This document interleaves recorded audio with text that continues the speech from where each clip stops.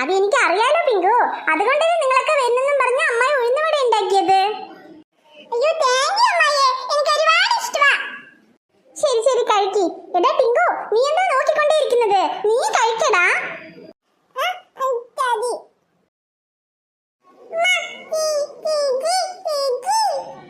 എന്താമോ ചേച്ചി വന്നാ?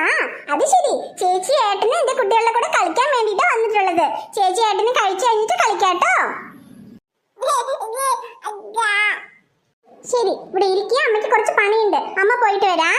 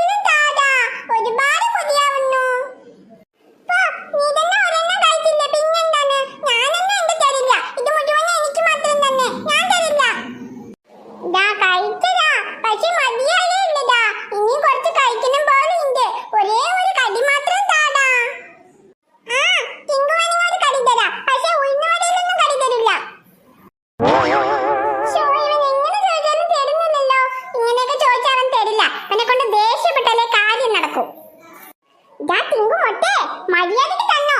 ഇപ്പൊ